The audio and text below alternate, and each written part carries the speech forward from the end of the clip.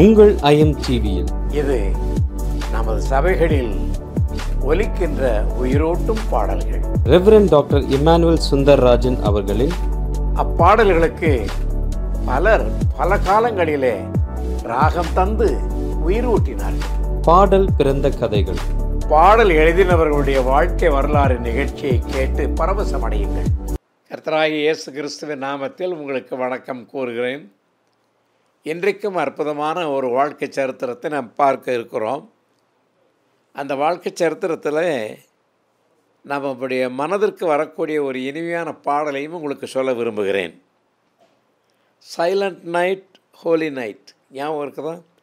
Silent night holy night. இந்த பாடலை எழுதினவர் ஜோசப் மோர். கிறிஸ்தவர்களாகி நமக்கு ஒரு ஆண்டு முழுவதிலும் உள்ள இரவுகளிலே மிகவும் முக்கியமானதும் மகிழ்ச்சியமான ஒரு இரவு கிறிஸ்துமஸ் தினத்திற்கு முந்தின நாள் இரவு ஆகும். ஏனெனில் சுமார் 2000 ஆண்டுகளுக்கு முன்பு அமைதியாக இந்த இரவில் தான் திடீரென பிரகாசமாக ஒளியுடன் தெய்வதூதர்கள் வானத்தில் தோன்றி பூலோகத்திற்கு ஒளியாயிருக்கிற நமது ஆண்டவரின் பிறப்பை அறிவித்தனர். அன்றிரவில் பெத்லஹேமில் மாட்டுத் தொழுவத்தில் தோன்றிய ஒளியானது இன்று உலகம் முழுவதும் பரவி கோடிக்கணக்கான மக்களின் வாழ்க்கையை ஒளிமயமாக்கி கொண்டிருக்கிறது. கிறிஸ்மஸ் தினத்தை நாம் பலவிதமாக கொண்டாடினாலும் இரவில் நாம் பாடும் கிறிஸ்மஸ் கேரல்ஸ் என்னும் பாடல்களே, கிறிஸ்துமஸ் பஜனை என்கிற பாடல்களே நமக்கு கிறிஸ்மஸ் ஒளியை தருகின்றன. விதமான ஒரு இரவிலே பாடுவதற்காக எழுதப்பட்ட ஒரு பாடல்தான் ஒப்பில்லா திருஈரா. ஓப்பில்லா தேருயிரா. இந்த பாடல்தான் silent night and holy night.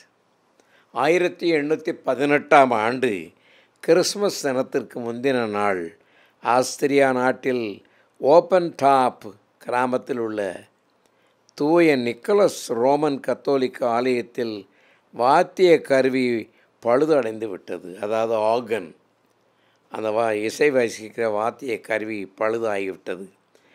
ஆலயத்திலே உதவி குருவாக இருந்த ஜோசப் மோர் பாதிரியார் இதை கண்டு தனது சபை மக்கள் பாடல்கள் இல்லாமல் கிறிஸ்மஸ் ஆராதனையை அனுபவிக்க வேணுமே என அவர் வருந்தினார். பாருங்கள், இதை நிவர்த்திப்பதற்காகத்தான் ஆர்கன் இல்லாமல் பாடக்கூடிய ஒரு பாடலை தாமே எழுத தீர்மானித்து இந்த ஒப்பில்லா திருஈரா என்ற பாடலை சிறிதும் நேரத்தில் எழுதினார்.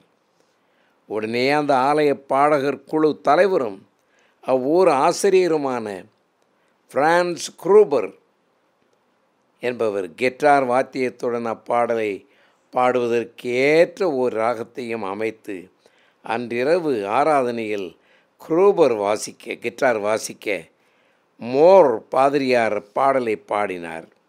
சபையார் இதை கேட்டு பரவசம் அடைந்தார்கள்.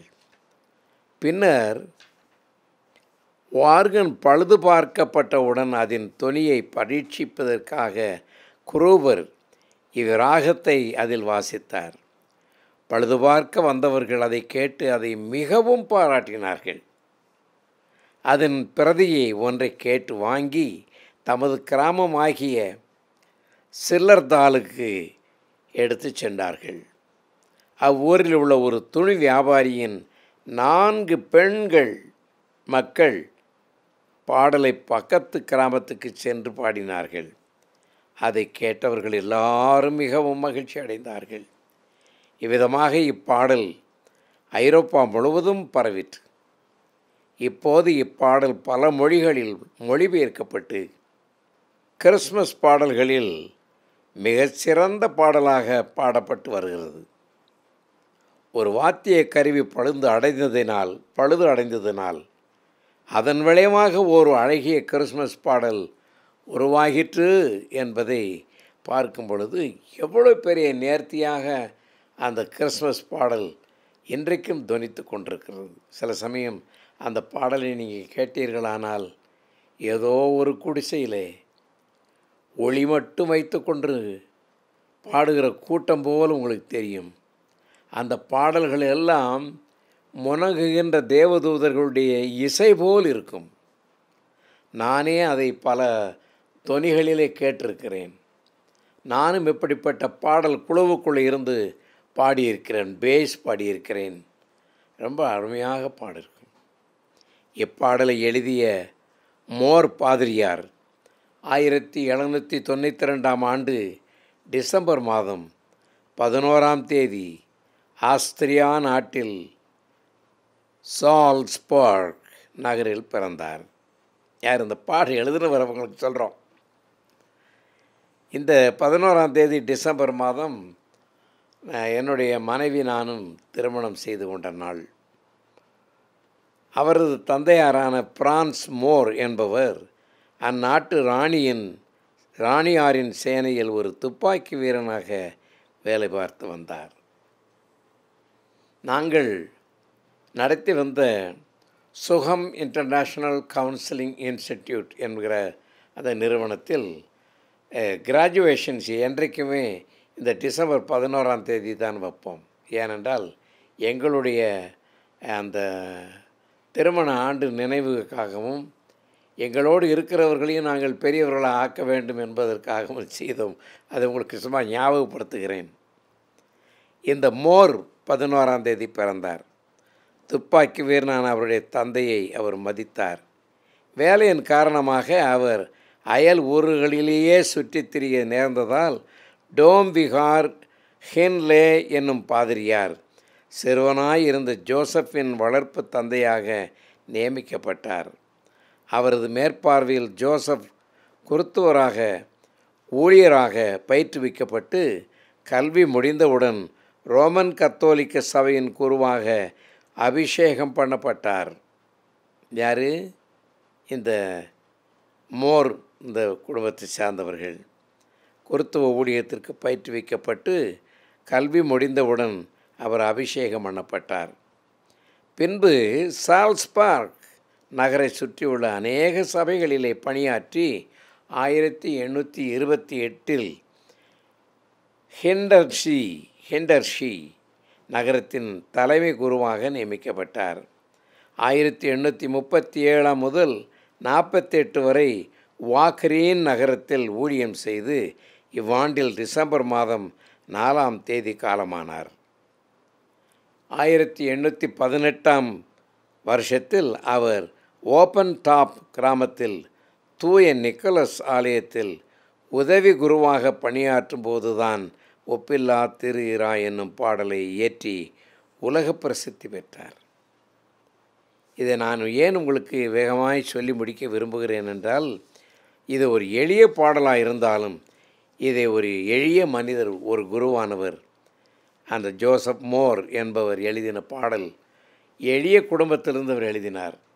இவருடைய எளிமையும் நீங்கள் நினைக்கும் பொழுது இயேசு என்கிற பரிசுத்த சர்வ வல்லவர் எப்படி எளிமையாக ஒரு குடிசையில் பிறந்தார் என்பதையும், ஒப்பில்லாத இந்த திரு ராத்தா, இந்த சைலண்ட் நைட் ஹோலி நைட் என்பது போல அவர் பாடி முடித்து மிகுந்த மகிமை அடைந்தார்.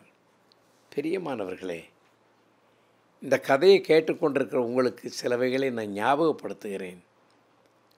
நீங்கள் ஏதாவது கர்த்தருக்கு செய்ய வேண்டும் என்று நினைப்பீர்களானால் எளிமையாகவும் தாழ்மையாகவும் பெருமையில்லாமலும் பணக்கார ஆணவம் இல்லாமலும் நீங்கள் ஏதாவது செய்வீர்களானால் தாழ்மையாக செய்யுங்கள். எனக்கு ஒரு சிலரை தெரியும், பெரும் பணக்காரர்கள், ஏழைகளாக கிடந்தவர்கள், அவர்கள் அப்பா அம்மா கூட ஒரு சம்பாதிக்கும் இல்லாமல் இருந்தவங்க, ஏதோ ஒரு நல்ல சான்ஸில் ஒரு வேலையை செய்தவர்கள் நிறைய பணத்தை கொள்ளையடித்து சேர்த்து வைத்து விட்டார்கள். கிறிஸ்தவ வாழ்க்கையில் ஞானம் என்பதை காட்டிலும் நுட்பமான ஞானம் என்பது மிகவும் தேவையானது. உங்களுக்கு அறிவு இருக்கலாம், ஆனால் நுட்பமான ஒழுக்கம் இருக்க வேண்டும். எவைகள் தப்பென்றால் அதை தப்பை திருத்தி கொண்டு வாழ வேண்டும். இதை நான் இப்போ சமீப காலத்தில் அதிகம் உணர்கிறேன். கிறிஸ்தவர்கள் அநேகர் சீடர்களாக இல்லை. இவர்களை குறித்து ஆண்டவர் துக்கம் அடைவார் என்று எனக்கு நன்றாக தெரியும். ஆகவே எச்சரிக்கும்படியாக ஒரு புத்தகத்தை எழுதி கொண்டிருக்கிறேன். கர்த்தர் எனக்கு உதவி செய்ய வேண்டும். அதை சீக்கிரமாக எழுதி முடித்து அது பிரசுரம் செய்து ஒவ்வொருத்தருடைய கையில் இருக்க வேண்டும் என்று ஆசைப்படுகிறேன். கர்த்தர் உங்களோடு இருப்பாராக. இந்த சைலண்ட் நைட், ஹோலி நைட் இந்த பாடலை நீங்கள் கேட்கும் பொழுது இந்த பாதிரியார் மோர் என்பவரை மறந்து விடாதீர்கள். நீங்கள் அவரைப் போல தாழ்மை உடையவர்களாக, நுட்பம் உடையவர்களாக, ஒழுக்கம் உடையவர்களாக, தெய்வீகத்தில் கணக்கு பண்ணி நுட்பமான ஒழுக்கமுடையவர்களாக இருக்க கர்த்தர் உங்களுக்கு உதவி செய்வாராக. ஆமேன்.